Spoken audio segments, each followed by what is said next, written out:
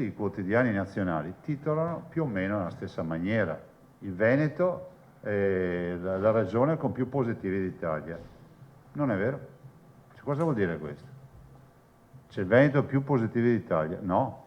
Il Veneto è quello che trova più positivi ogni giorno. Sì, ma non perché ne abbiamo di più, perché li andiamo a cercare. Zaia non ci sta e una volta per tutte vuole chiarire perché i numeri del Veneto in fatto di contagi siano così elevati rispetto al resto del paese. Lo fa insieme al capo del Dipartimento Prevenzione. Noi abbiamo un modello di testing che è unico nel suo genere, cioè facciamo una strage di tamponi. E interessa dirvi e continuare a sottolineare che se facessimo invece che 60.000 tamponi ne facessimo 120.000, avremmo sicuramente 6.000 positivi al giorno.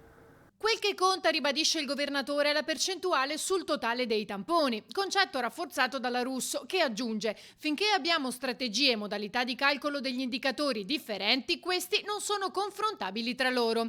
I test rapidi hanno consentito di individuare precocemente i soggetti positivi e isolarli. Noi come Regione abbiamo puntato moltissimo su questo tipo di diagnostica, perché questo era il nostro obiettivo, isolare precocemente i soggetti positivi.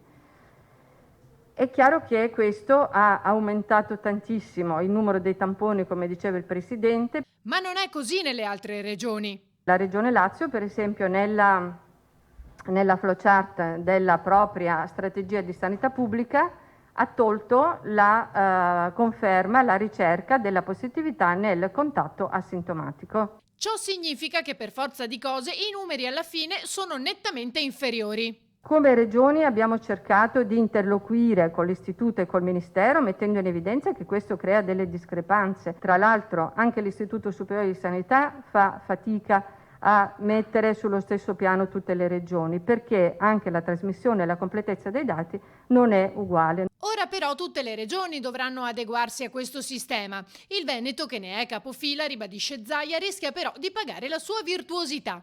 I dati attuali, aggiunge poi Russo, non sarebbero comunque tali da farci scivolare in area arancione. E poi la questione vaccini. Appena comincerà anche l'Europa, anche lì cominceremo a disegnare, a vedere rappresentata un'altra curva e un'altra storia. Certamente io fino a quando non arriva il virus, il vaccino, se vuole sapere la mia opinione, mi sento in trappola. Perché credo che non possiamo pensare di vivere in un sistema di restrizioni e allentamenti